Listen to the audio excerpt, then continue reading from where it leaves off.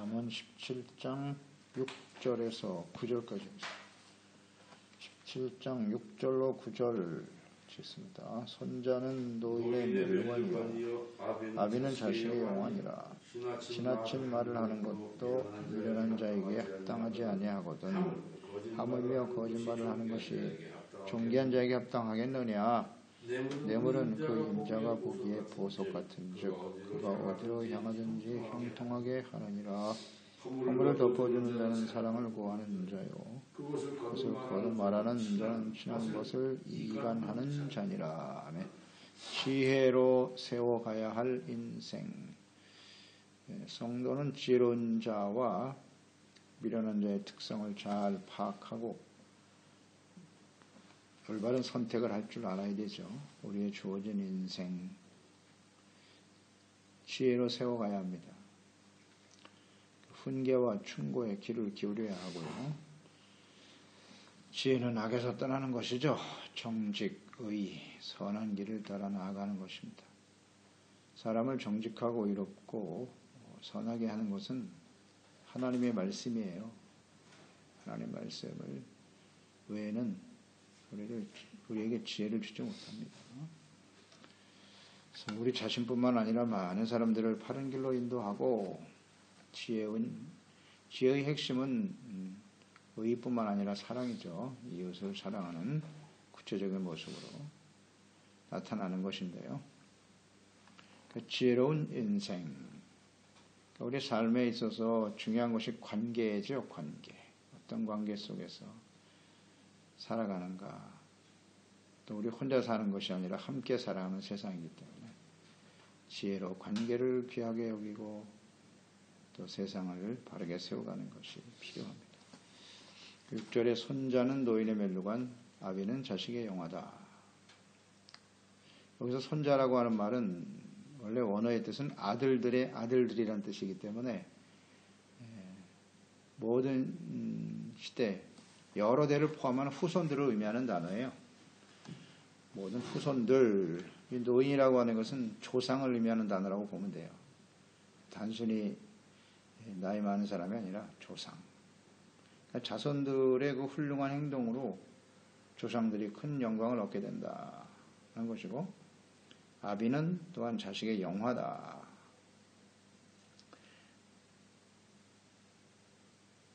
이것은 부모와 자녀 세대, 계속 모든 세대에 이어지는 부모와 자녀 세대에 있어서 서로에게 영광을 주는 이것이 바로 지혜라는 거죠. 그러니까 인간의 삶의 가장 중요한 관계 아니겠어요? 부모와 자녀. 또 가장 기초의 단위가 되는 가정. 이 가정이 지혜로 바르게 세워질 때 그런 가정들이 모인 사회와 세상이 아름다워지겠죠.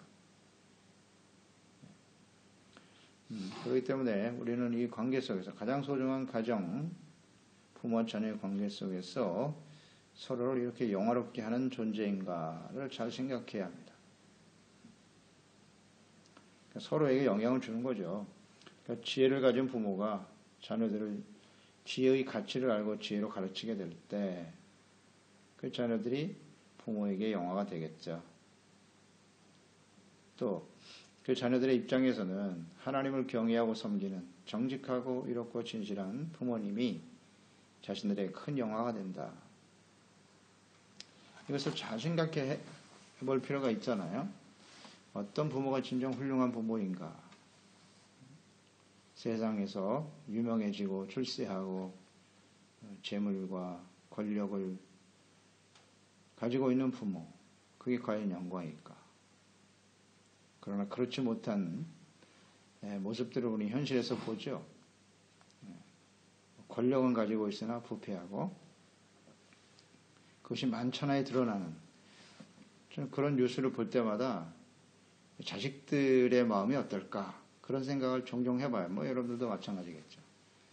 야, 저런 부끄러운 모습으로 부와 권력은 가졌는데 그 비리가 드러나서 말이죠. 만천하에 그 부끄러운 모습을 보일 때 자녀들은 어떻게 고개를 들고 살까?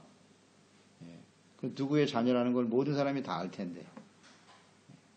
참 생각하면 가슴이 아파요. 참담하더라고요. 처음엔 자랑하며 살았죠. 우리 아빠가 어떤 사람이고. 근데 하루아침에 그게 부끄러움과 수치가 되더라. 그런 거예요. 어떻게 사는 것이 자녀들에게 부모가 영광이 될까?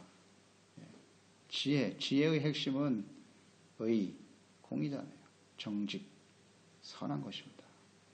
그게 진정 자녀들에게 영광스러운 부모의 모습이 아닐까요? 그런 모습을 가지고 살면 자녀들이 또한 부모에게 영광이 되겠죠. 또 반대로 우리가 자녀들을 생각할 때 우리 부모 입장에서 어떤 자식이 과연 부모에게 영광이 되는 것인가? 세상 사람들은 머리가 뛰어나고 훌륭한 좋은 학벌을 가지고 세상에서 이름을 날리고 많은 재물을 얻고 그걸 영광으로 생각한다. 진정 그런가요? 어떤 자녀가 진짜 영광스러운 자녀인가? 부모와 자녀, 이 관계는 뗄래야 뗄 수가 없는 겁니다. 서로 밀접한 관계를 가지고 사회를 이끌어가고 있죠, 세상은. 어떤 것이 진정 영광인가? 영화가 되는 부모와 자식은 어떤 것인가를 생각해 와야 합니다. 우리 인생에 있어서 가장 소중한 관계죠. 그리고 이 부모와 자녀의 관계를 생각하면 하나님과 우리의 관계를 생각할 수밖에 없죠. 하나님은 아버지시고 우리 하나님의 자녀들인데 하나님은 영화로우신 분입니다. 우리가 자녀로서 하나님의 자녀로서 어떻게 하는 것이 하나님을 기쁘시게 하고 하나님께 영광이 되게 할까? 정직의 선한 일입니다. 이것이 하나님을 기쁘시게 하는 거예요. 세상에서 우리가 얼마나 대단한 사람이 되느냐가 아니고요. 이걸 잘못 가르치고 있다. 그리고 교회 안에서 성도들도 이 잘못 알고 있어요. 어떻게 하는 게 하나님께 영광이냐. 뭐 불의를 행하고 악을 행하더라도 세상에서 출세하고 많은 것 벌어서 헌 것 많이 하면 그게 영광이다. 그렇지 않거든요. 가장 중요한 가치를 놓치고 있어요. 이런 생각을 가지고 살아가니 그 자녀들이 무엇을 배우겠어요? 세상 사람과 뭐가 다르냔 말이에요. 교회가 전혀 거룩하지 않아요. 그리스도인들의 삶이 수치를 당하는 겁니다. 그리스도인들이 말이죠. 권력의 중심에 서기도 하고 그런데 세상 사람들이 보고 더 많은 사람들이 하나님께 돌아오는 게 아니라 돌을 던진다. 왜 그래요? 간단한 이치죠. 어떤 것이 우리를 영화롭게 하는 것인가? 지혜의 가치를 모르기 때문에요. 7절 지나친 말을 하는 것도 미련한 자에게 합당하지 아니하거든 하물며 거짓말을 하는 것이 존귀한 자에게 합당하겠느냐? 지나친 말이라고 하는 것은 뭐 훌륭한 말이라고 하는 의미겠죠. 훌륭한 말이 미련한 자에게 합당하지 않다. 미련한 자는 훌륭한 말을 할 수가 없다는 거죠. 어울리지 않는다는 거예요. 마찬가지로 존귀한 자가 거짓말을 하는 것은 합당치 못하다. 존귀한 자. 존귀한 자는 사람을 가르치거나 인도하여 많은 영향을 주는 지도자나 통치자들을 의미하는 거겠죠. 그런 사람들에게 거짓말이란 어울리지 않는다. 있어서는 안 될 일이다. 또 이 존귀한 자 안에는 오늘날 그리스도인들이 포함되겠죠. 이 세상에 가장 존귀한 자가 누구겠어요? 하나님의 자녀들이죠. 하나님의 자녀, 하나님의 거룩한 백성. 이보다 존귀한 사람은 없어요. 그러니까 하나님의 자녀고 그리스도인들이 말입니다. 이 거짓말을 한다. 진리를 말하지 않는다. 이것은 합당치 않다. 그래서 강조하는 거죠. 존귀한 위치에 있는 사람들, 이들이 부패하고 타락할 때 그 사회는 멸망의 길을 가게 되는 거예요. 이 안타까운 현실을 이사야서 9장에 하나님께서 탄식하셨어요. 이사야 9장 13절 이하에 그리하여도 그 백성이 자기들을 치시는 이에게로 돌아오지 아니하며 만군의 여호와를 찾지 아니하도다. 그러므로 여호와께서 하루 사이에 이스라엘 중에서 머리와 꼬리와 종려나무 가지와 갈대를 끊으시리니 그 머리는 곧 장로와 존귀한 자요 그 꼬리는 곧 거짓말을 가르치는 선지자라. 백성을 인도하는 자가 그들을 미혹하니 인도를 받는 자들이 멸망을 당하는 도다. 머리, 존귀한 자죠. 장로와 존귀한 자, 제사장들 당시에 또 이스라엘 백성들을 바르게 이끌어야 될 왕들, 그들이 부패하고 하나님께 돌아오지 않으니 백성을 인도하는 자, 이런 존귀한 자인데 그들을 다 미혹하니 인도받는 자들이 멸망을 당하는도다. 예. 백성들을 하나님의 말씀으로 하나님을 경외하는 자로 이끌어야 할 중요한 위치에 있는 사람들이 진리의 말씀을 버리고 거짓말을 하게 되었다. 그래서 많은 사람들을 멸망의 길로 인도한다. 그러니까 이스라엘의 멸망의 원인이 어디에 있느냐? 머리에 있어요. 머리. 존귀한 자들이 이들이 부패하고 타락했지 않습니까? 이게 이스라엘 역사의 핵심이죠. 잘 아는 바입니다. 지도자의 위치가 얼마나 중요한지. 오늘날 교회와 성도들, 이 세상은 말할 것도 없고요. 세상에 하나님이 없기 때문에 이 세상에 무슨 존귀한 자들이라고 하는 정치 지도자들 믿을 사람 아무도 없음. 결국은 그래서 멸망이에요. 멸망으로 가는 겁니다. 하나님이 없는데요, 그 안에. 진리를 말하지 않아요. 거짓을 말하고 사람들을 속이죠. 그 사람들은 오직 교만과 정욕밖에 없으니까. 그거 이외에는 없는 겁니다. 특히 권력의 중심에 있는 사람들은 대부분 다 그렇죠. 그래서 멸망으로 가서 하나님의 심판을 견디지 못하는 것이고 피할 수 없죠. 근데 하나님의 자녀와 백성들인 교회, 그리스도인들 말입니다. 이들이 진리를 말하지 않아요. 거짓을 말한다. 사실 이들 때문에 세상이 망하는 겁니다. 하나님의 심판을 당하게 되는 거죠. 존귀한 자, 왕, 제사장, 선지자, 중보자들 아닙니까? 그들이 역할과 사명을 다하지 못했기 때문에 이스라엘은 망한 거예요. 오늘날도 마찬가지죠. 교회와 그리스도인들, 특히 하나님의 말씀을 전해야 될 주의 종들, 장로들, 재직들, 이들이 부패했거든요. 거짓말을 말해요. 진실을 말하지 않습니다. 그래서 멸망에 가는 겁니다. 어쩔 수 없어요. 그래서 우리는 잘 생각해야 합니다. 항상 우리의 말이 거짓말이냐 진리냐. 하나님의 말씀을 벗어납니다. 거짓입니다. 이것이 개인적으로는 우리 자녀들에게 영향을 줄 것이고 또 교회 안에 지체들에게 영향을 주는 것이고 또 이 세상에 심각한 영향을 미친다. 지혜가 얼마나 중요한지요. 8절 뇌물은 그 임자가 보기에 보석 같은즉 그가 어디로 향하든지 형통하게 하느니라. 뇌물은 그 임자가 보기에 그랬어요.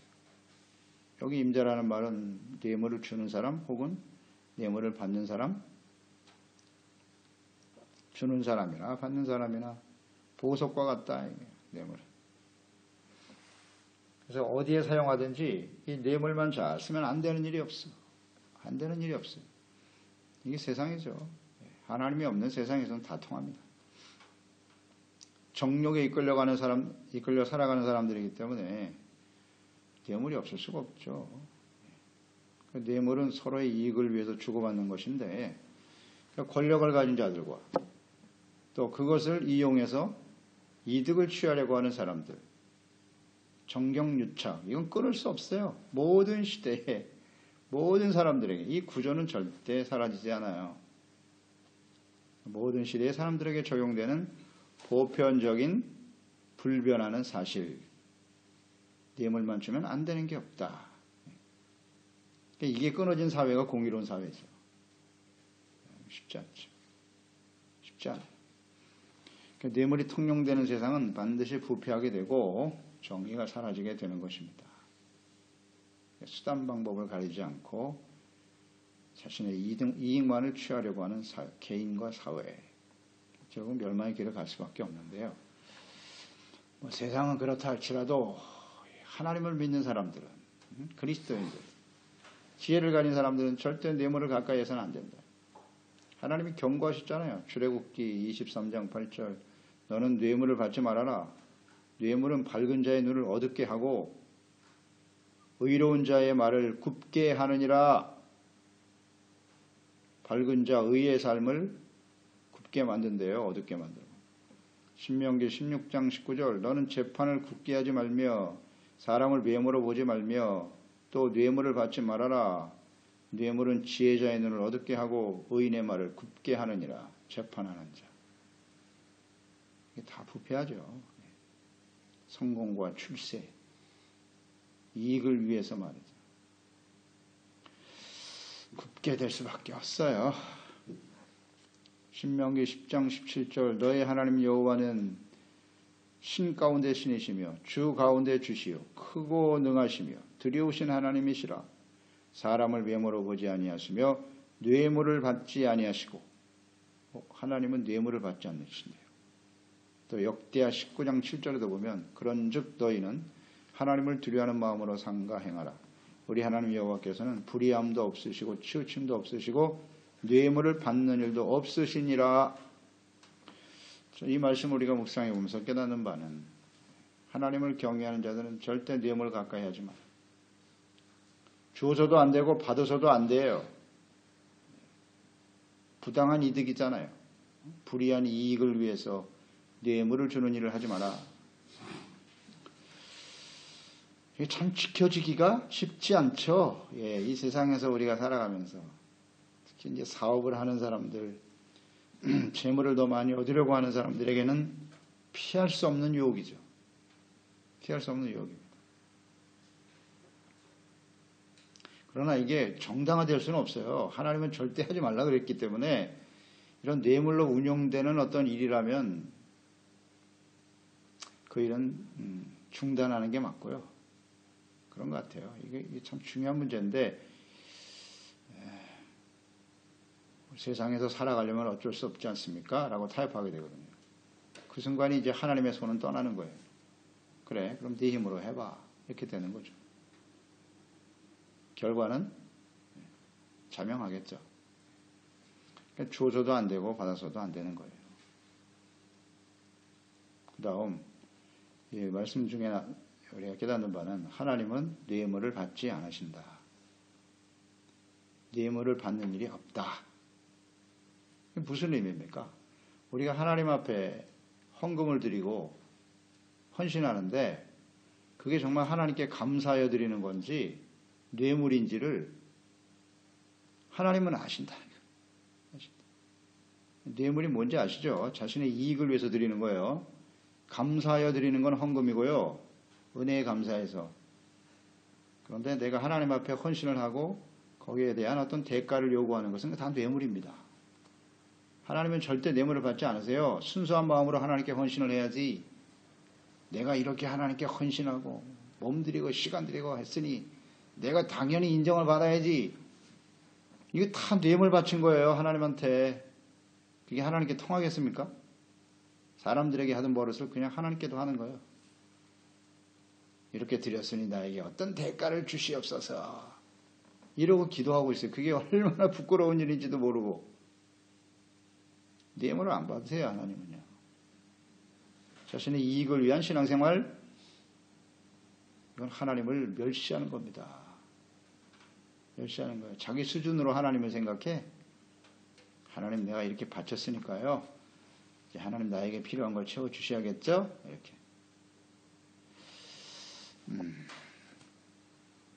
이렇게 가르치면 안 됩니다. 이런 지혜의 말씀을 알아야죠. 이 말씀을 알아야죠. 받지 않으신다는데 하나님께서. 아무렇게나 행해도 하나님께 가져오면 다 받는다. 또 이런 의미도 있겠죠. 뇌물을 절대 주지 말라 그랬는데 받지도 말고. 뇌물로 받은 것을 하나님께 또 헌신하네. 그리스도인이 말입니다. 자기의 권력을 이용해서 뇌물을 받아. 그걸 하나님께 많이 드렸다. 그걸 하나님 받으실까요? 받지 않으신다는 겁니다. 뇌물을 통해서 이익을 얻고 재물을 얻었다. 그걸 하나님 받으시나? 근데 이걸 모르는 사람이 많아요. 이 그리스도인들이. 이걸 몰라. 하나님이 안 받으신다는데 그냥 많이만 드리면 되는 줄 알아. 그걸 또 좋다고 말해요. 주의종들도 뭐 그런 거 잘 얘기 안 합니다. 이런 말씀, 성경에 이렇게 정확하게 나와 있는데 이런 말씀을 가르치는 종들이 많지 않아요. 찔리잖아요. 이런 말하면. 안 하거든요. 근데 이게 사실 이게 진리예요. 진리. 예물 받은 걸 하나님께 드리면 기뻐하실까? 절대 받으실 수 없음. 쉽지 않죠. 이 세상에서 이걸 지킨다는 거는. 그래도 그렇게 하는 것이 지혜입니다. 왜냐하면 이 뇌물로 이루어진 인생은 반드시 망해요. 특히 뭐 불신자들은 어쩔 수 없어요. 뭐 그런 세상 속에 살기 때문에 어쩔 수 없지만은 하나님의 자녀가 만약에 이런 모습으로 살아가면 하나님 가만 안 두시죠. 반드시 징계하십니다. 부끄러움을 당하게 하시겠죠. 9절 허물을 덮어주는 사람은 사랑을 구하는 사람이고 그것을 거듭 말하는 자는 친한 벗을 이간하는 자니라. 자, 친구의 관계죠. 이번에는 하나님과의 관계, 또 가정에서의 부모 자식의 관계에 필요한 지혜, 이것은 사람들과의 관계, 친한 친구의 관계인데, 자, 허물, 이웃의 허물을, 친구의 허물을 덮어주는 사람, 사랑을 구하는 자다. 우리가 완전하지 못하잖아요. 서로에게 같이 친하다 보면 뭐 멀리 떨어져서 가끔 만나는 사람은 뭐 허물 같은 거 잘 눈에 안 보여요. 보여도 관심도 없지만 가장 가까운 사람들, 부부간에 혹은 가까운 우리 친구들, 가족들, 그 허물이 눈에 보이거든요. 가장 잘 보이죠. 가까이 있으니까.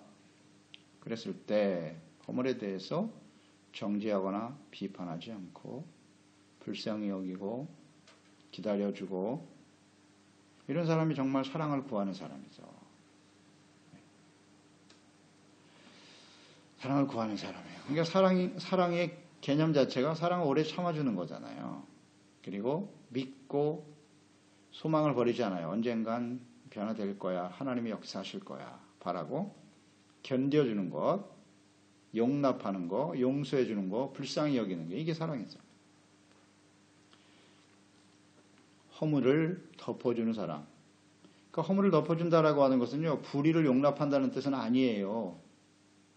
불의를 용납하는 것이 아니고 그냥 정죄하고 비판하기보다는 좀 더 기다려주면서 회개하고 돌이킬 수 있는 기회를 좀 줘야죠. 하나님이 우리를 지금까지 살려주시는 것처럼 좀 기다려주고요. 그 다음에 정죄하고 비판하는 대신 권면이죠. 권면과 훈계인데 이것은 사랑과 온유함으로 하라 그랬어요. 사랑과 상대방의 감정을 그냥 들쑤셔놓고 그런 식으로 하는 게 아니고요. 그건 사랑이 아니에요. 이걸 잘 생각해 봐야죠. 기다려주는 겁니다. 사실은. 기다려줘요. 근데 어떤 면에서 보면요. 우리가 인생 살아봐서 알지 않습니까? 서로의 허물, 단점. 그게 고쳐지던가요? 안 고쳐져요. 내가 아무리 소리쳐봐야 나만 괜히 상하지, 마음이 상하지, 고쳐지지 않아요. 하나님이 하시도록 기다리는 수밖에 없어요. 그렇지 않나요? 그런 게 지혜 아닌가요? 안 고쳐집니다. 고쳐져요. 하나님이 직접 역사를 하셔야죠. 그렇기 때문에 진실한 마음으로 권면하게 되는 것이지 그냥 정죄하고 쏘아대고 그래서 되는 일이 아닙니다. 그것을 거듭 말하는 자는 친한 벗을 이간하는 거다. 그러니까 친한 이웃에 대해서 이렇게 거듭 말하는 거예요. 허물을 거듭 말해. 그런 거 한두 번 듣는 것도 참 괴로운데 시시때때로 그냥 계속 잘못을 들춰내고 그건 이간하는 겁니다. 그 관계를 깨트리겠다는 거예요. 깨트리겠다니 참 어리석은 행동입니다. 이웃의 허물, 잘못 서로 싸움을 붙이는 거고 상처를 줘서 관계를 깨어버리는 아주 어리석은 차예요. 자, 우리는 어디에 속합니까? 자, 생각해보세요. 어떤 게 지혜입니까? 가장 소중한 관계, 가족, 부모, 자녀 간에 우리 친한 이웃들과의 관계 속에서 지혜는 무엇일까요? 허물이 없는 사람은 아무도 없어요. 다 허물이 있습니다. 나 자신도 마찬가지고. 그렇기 때문에 겸손해야 되는 거고 참아주는 거고 기다리는 거죠. 하나님이 역사하시도록.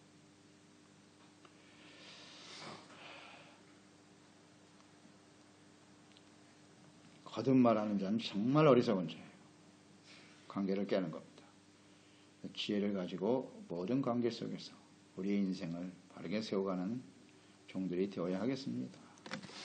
하나님 아버지, 오늘도 주님의 말씀을 지혜의 말씀을 듣습니다. 참 소중한 말씀들이죠. 이것은 우리의 실생활에서 반드시 적용되어지고 또 우리가 경험되어지는 일들인데요. 소중한 부모와 자녀의 관계, 지혜를 가지고 세워가야 서로를 영화롭게 하는 거예요. 무엇이 부모로서 자녀로서 서로에게 영광이 될까요? 세상은 무슨 짓을 해서든지 출세하고 많은 소유를 얻고 권력을 얻고 이것이 영광이라고 생각하는데요. 우린 전혀 동의할 수 없습니다. 마지막 순간까지 정직과 의와 선을 지켜가는 지혜로운 아름다운 가정으로 세워가는 저희들이 될 수 있도록 도와주시고요. 이런 우리 부모의 모습이 자녀들에게 선한 영향을 미칠 수 있도록 도와주시옵소서. 하나님을 진실한 마음으로 섬기며 헌신하는 저희들이 되어야죠. 때문에 형이한 세상 속에서 정직하고 지혜롭게 산다고 하는 건 쉬운 일이 아니지만 이것이 가장 하나님을 기쁘시게 하는 일임을 확신하면서 순종하는 저희들이 되게 하시고 소중한 우리 가족들, 모든 친한 가족들과 이웃들과의 관계를 지혜롭게 서로를 참아주고 인내하고 사랑을 구하는 자들이 되어서 아름다운 우리 인생을 세워가는 지혜로운 종들이 다 되게 하소서. 예수님의 이름으로 기도드리옵나이다. 아멘. 잠언 17장 6